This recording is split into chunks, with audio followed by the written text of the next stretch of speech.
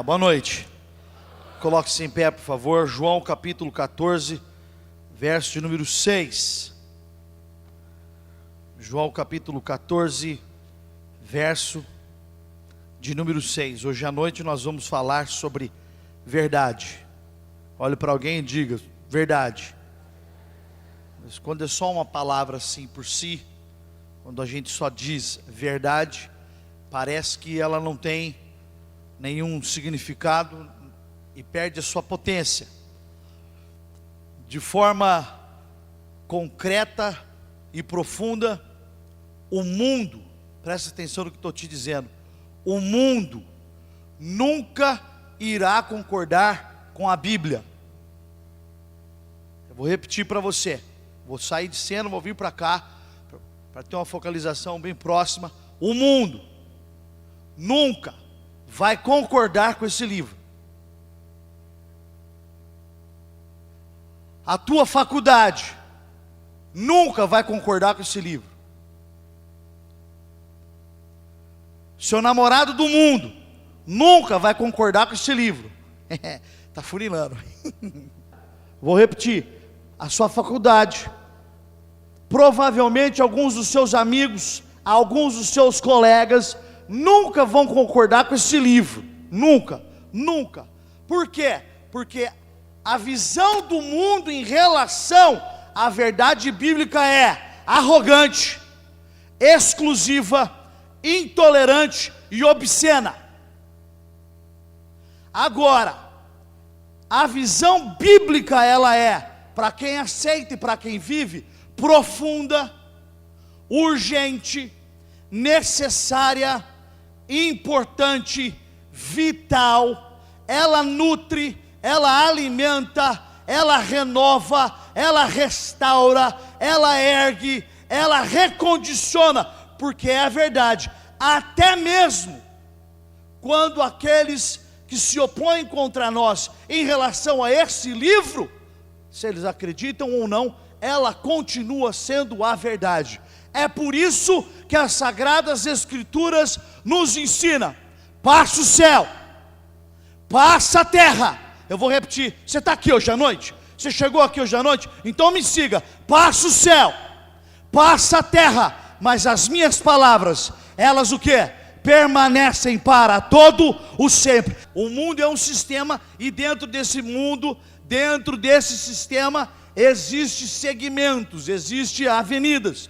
Algumas avenidas e alguns segmentos são cíclicos, outros não são.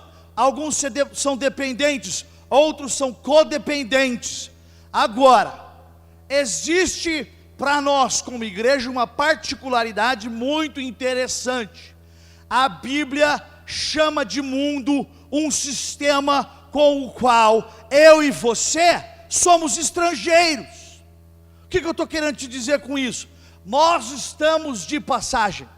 Nós não pertencemos ao mundo, a esse sistema. Nós estamos de passagem. Nós somos forasteiros. Nós somos estrangeiros. Por quê? Porque nós estamos inseridos em um sistema sociopolítico, econômico. Um sistema, uma metodologia, aonde eu e você, nós não fazemos parte.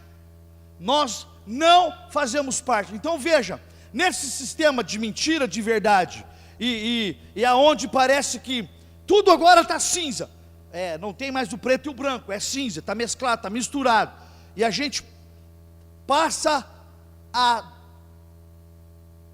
ter questionamentos em relação ao que é correto e o que é errado, porque estamos sendo bombardeados toda hora, todo momento. Eu e você precisamos aprender e entender o que é a verdade. Então, muito bem, antes que alguém mais se assente, se canse, como meu brother Max, 14:6 diz assim: eu sou o caminho, e a verdade, e a vida. Pode se sentar. Eu sou o caminho, eu sou a verdade, e eu sou o quê? A vida. Vamos repetir? Caminho. Vamos lá. Caminho, a verdade e a vida. Veja, independente do que o mundo pensa ou vive, eu e você, nós estamos na contramão. na contramão de um sistema, na contramão de uma filosofia, na contramão de uma mentalidade, na contramão de uma forma de vivência e de viver, porque nós fazemos parte da verdade. Alguns não são cuidadosos com a verdade e não vivem a verdade. Vou repetir: tem muita gente que não está sendo cuidadoso com a verdade, não vive a verdade e não preservam a verdade. Por isso, em primeiro lugar, somente uma visão elevada da verdade honra o Deus da verdade. Com muita frequência, gente, a verdade é, por muitas pessoas, meramente considerada como um assunto filosófico. E aí as pessoas param para discutir. Os assuntos filosóficos são importantes, são cruciais, tem que existir a discussão filosófica, precisamos compreender alguns detalhes da filosofia, devemos levar isso a sério, mas para nós é mais do que isso, é um assunto teológico. A verdade tem tudo a ver com a teologia, que é o conhecimento e o aprofundamento do conhecimento da pessoa divina do nosso Deus, quem Ele é, o que Ele representa e o que Ele significa para a raça humana. Infelizmente, muitas pessoas não estão honrando a Deus com a verdade. Somente uma visão elevada da verdade reflete como conhecemos a Deus e como confiamos nele. Na hora da tribulação, na hora da angústia, na hora do problema, quando alguém está na UTI, ou quando alguém está fazendo uma viagem para a Grécia, para a Europa, passeando em qualquer lugar do mundo, se você está chorando ou não, se eu definir o que é verdade por intermédio do que a palavra de Deus fala para mim em relação a tudo isso, eu tenho um conhecimento deste relacionamento profundo. Jesus é definitivamente o único caminho a Deus, mesmo que exista, preste atenção, várias formas de se encontrar com o Salvador. Ele é o único caminho, mas há formas de se encontrar com Ele. Teve gente que se encontrou com Ele na leitura de um panfleto, teve gente que se encontrou com Ele através de uma música, teve gente que se encontrou com Ele pelo pôr do sol, mais romântico, né? Teve gente que se encontrou com Ele porque teve uma experiência diferente. As formas são variadas, mas o caminho é através dele. Ele é o único caminho. Nós encontramos 3 razões essenciais porque nós cremos nele e na presença dele. A primeira razão é que eu conheço e eu proclamo a minha fé em Cristo, porque eu cheguei a Ele por uma necessidade. Qual é essa necessidade? Eu estava separado do Senhor pelos meus pecados e pelos meus delitos. E a palavra de Deus, ela nos declara, ela nos revela que o salário do pecado é o que, gente? A morte. E o nosso viver em pecado nos distancia de Deus. Segundo, nós vivemos em fé em Cristo, porque Ele nos amou primeiro, Ele nos buscou, Ele nos resgatou, Ele quis nos tirar da vida de pecado e de dor. Como é que Ele fez isso? Por intermédio de um plano espetacular, que teologicamente nós chamamos o plano redentor. Para nós leigos e para quem às vezes não entende, é o plano da salvação. Um dia você chegou todo arrebentado, detonado, destroçado, desmembrado, não importa se seu pai era da igreja ou não, sua mãe não era, você precisou dizer com os seus lábios, Romanos 10:10, e com a sua boca confessar, e o teu coração você crer, que Jesus Cristo é o quê? Jesus Cristo é o quê, cabeçudo? Que Jesus Cristo é o que, moça? Não sabe? Está precisando frequentar a escola dominical e não está lendo a Bíblia. É muito BBB, é muito Facebook, hein? Diminui. Somos os que aceitaram. Por quê? Porque aconteceu comigo duas coisas. Primeiro, eu fui convencido. O grande problema é quando o indivíduo é convencido e ele não se converte.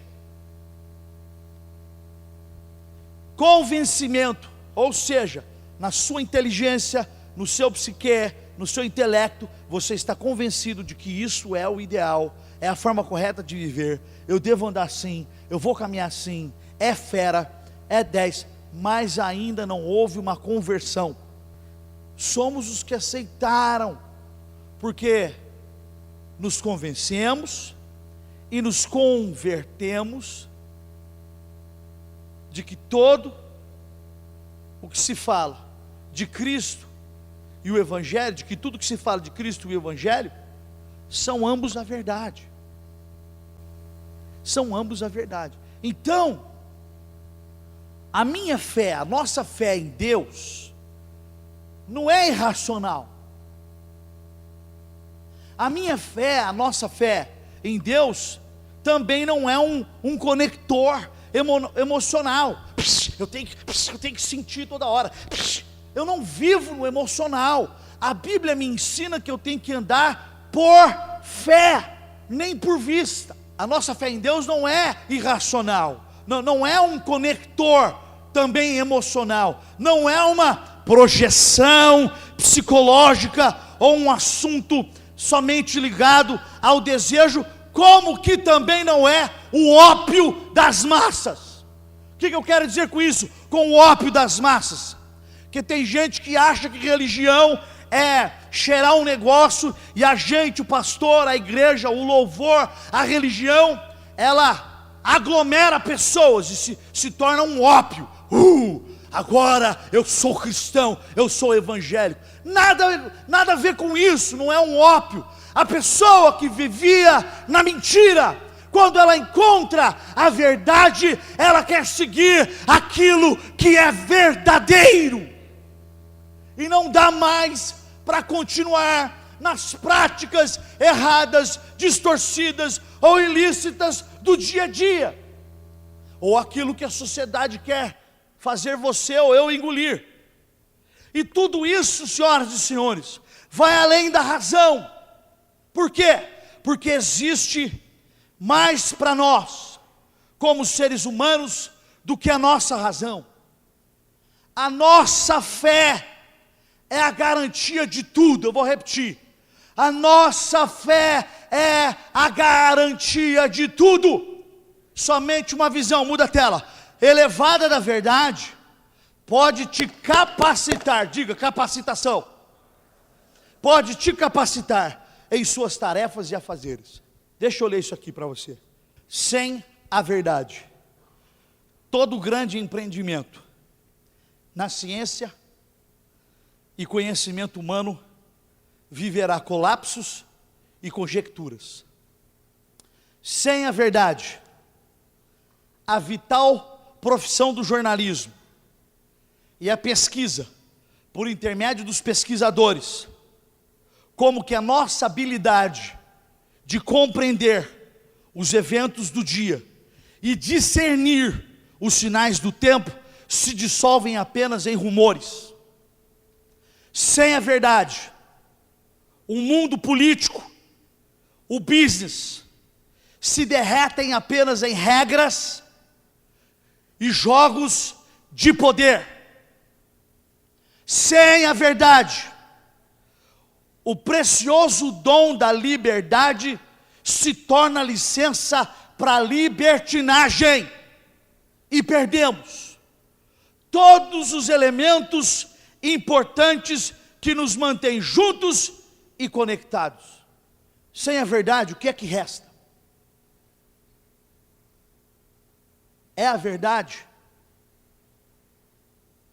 que nós vivemos contida em Cristo.